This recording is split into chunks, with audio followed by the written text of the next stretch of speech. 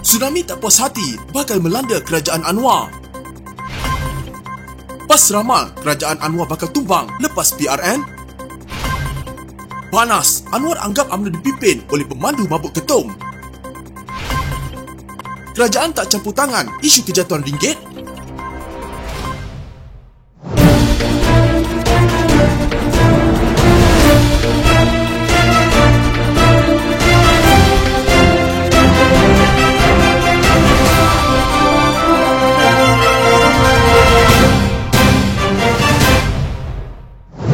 Bekas pemimpin UMNO Khairi Jamaluddin berkata kerajaan sekarang patut merasa bimbang terhadap tsunami ketidakpuasan hati pada pilihan raya negeri akan datang berbanding gelombang hijau. Katanya meskipun sentimen agama meningkat dalam kalangan orang Melayu, namun peningkatan sokongan terhadap Perikatan Nasional bukanlah semata-mata kerana kebangkitan konservatisme. Apa yang berlaku di Malaysia hari ini bukanlah kebangkitan gelombang hijau berbanding rasa tidak puas hati dalam masyarakat Melayu yang melangkaui isu 3R iaitu kaum, agama, raja.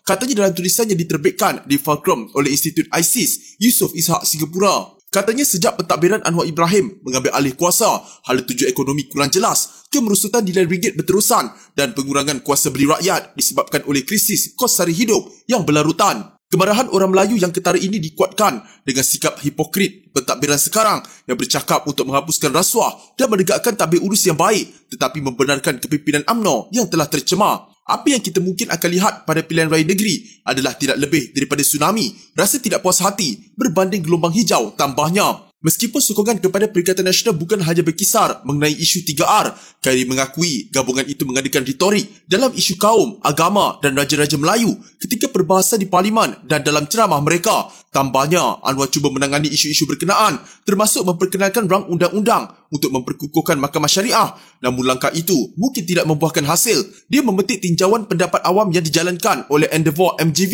pada April lalu yang mendapati sokongan terhadap Perdana Menteri dalam kalangan orang Melayu menurun kepada 54%, manakala kurang separuh daripada responden Melayu merasakan kepimpinan Anwar bertambah baik. Selain itu, Khairi mendakwa pandangan seperti Lim Kit Siang bahawa pilihan raya negeri akan menjadi pilihan yang penting untuk rakyat Malaysia.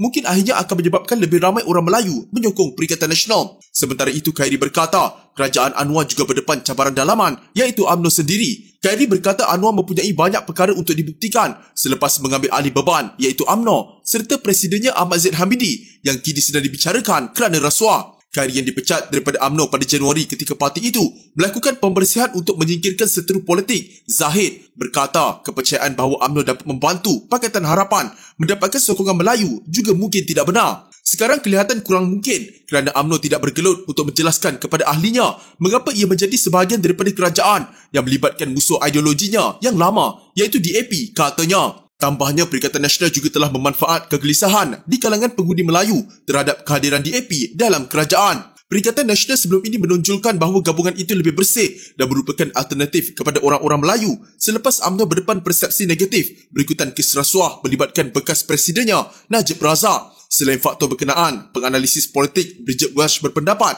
pengundi atas pagar membolehkan Perikatan Nasional meraih keuntungan besar dalam pilihan raya umum ke-15. Dalam pada itu, Khairi memuji Anwar kerana menjelaskan bahawa siasatan SPRM terhadap Hakim Muhammad Nazlan Muhammad Ghazali tidak menemui unsur-unsur jenayah. Perdana Menteri betul 100% dalam menjelaskan perkara ini. Beliau harus terus menentang serangan terhadap badan kehakiman yang dilakukan oleh UMNO, kata Khairi menerusi Instagram. Nazlan adalah hakim yang menjatuhkan hukuman terhadap Najib dalam kes rasuah melibatkan 42 juta ringgit dana SRC International.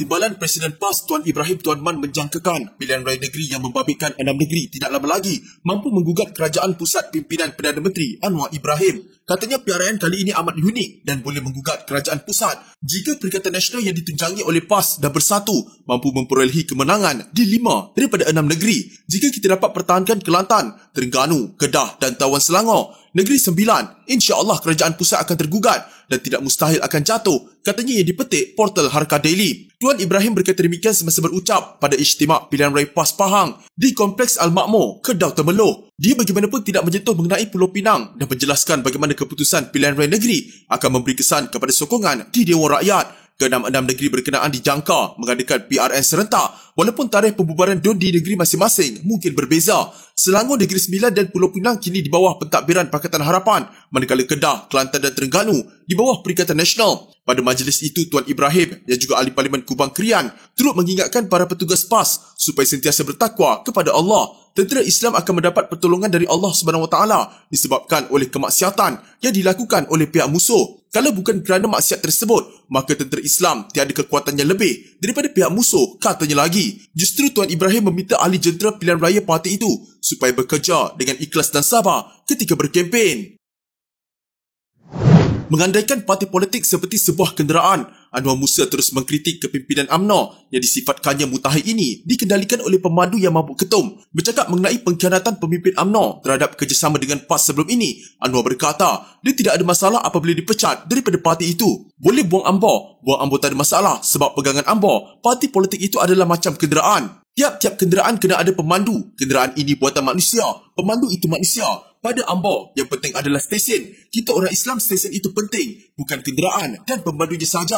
Adik kakak dah lama pilih kenderaan PAS, Ambor pilih kenderaan UMNO. Pada Ambor kesemuanya kenderaan. Tetapi kenderaan PAS pergi sampai ke stesen tidak tergelincir, lurus sokmo. UMNO pula lurus juga. Kemudian akhir-akhir ini boleh pemandu mabuk ketum. Kereta sama, tapi pemandu jenis bengon tak sampai ke stesen, katanya. Anwar berkata demikian semasa berucap dalam program jelajah ceramah Pakat Pertahan Kelantan di Pasir Putih. Bekas ahli Parlimen Ketereh dan Setiausaha Agung Barisan Nasional itu berkata, UMNO sepatutnya memperjuangkan dan menegakkan kepentingan orang Melayu dan umat Islam serta mengepalai penyatuan ummah bertepatan dengan namanya Pertubuhan Kebangsaan Melayu Bersatu. Kini menjadi ahli PAS secara rasmi, Anwar turut membuat dakwaan yang didakwanya menjadi punca perpecahan kerjasama di antara UMNO dan PAS melalui Muafakat Nasional sebelum ini. Kata Anwar, PAS tidak pernah menimbulkan masalah sepanjang parti itu bekerjasama dengan UMNO dalam membentuk kerajaan sebelum ini. Kalau tidak biasa kerja dengan PAS, orang kata macam-macam, PAS susah untuk bekerjasama. Namun apabila duduk sekali, pemimpin parti ini sangat mudah untuk berbincang dan buat kerja.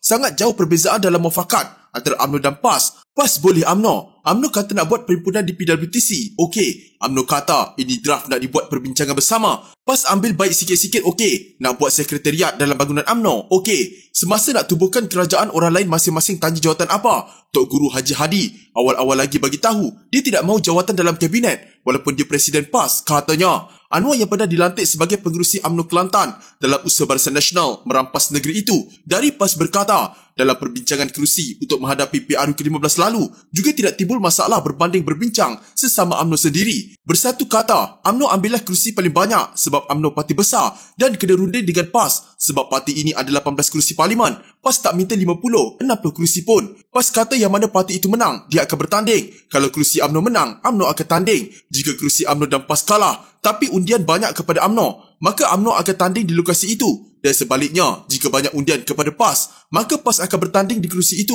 Manakala baki, UMNO dan PAS akan berbincang agihan kerusi. Mudah untuk berbincang dengan PAS. Saya bagi tahu UMNO, jika mengikut formula ini, UMNO ada peluang untuk bertanding antara 65 ke 85 kerusi, PAS antara 25 hingga 35 kerusi dan bersatu pula antara 40 hingga 45 kerusi. Daripada 140 kerusi majoriti orang Melayu dan Islam, kita yakin boleh menang semua kalau kita tidak berpecah belah, katanya. Akhirnya dakwa Anwar bukan setakat perjanjian tidak dihormati UMNO, malah fitnah pula direka mengatakan PAS belot.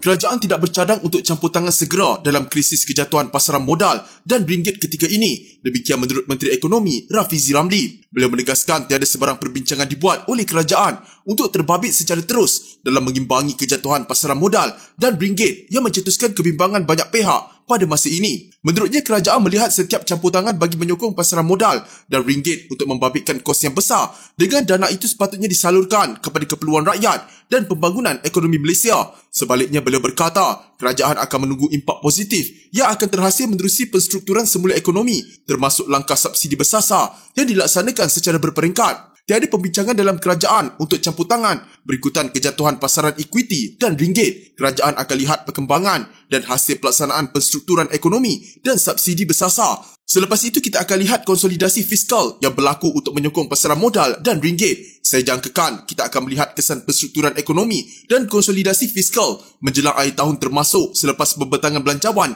2024 pada Oktober ini. Buat masa ini, tiada cadangan untuk campur tangan, katanya. Beliau berkata demikian kepada media selepas sesi libat urus kajian separuh penggal Rancangan Malaysia ke-12 atau RMK-12.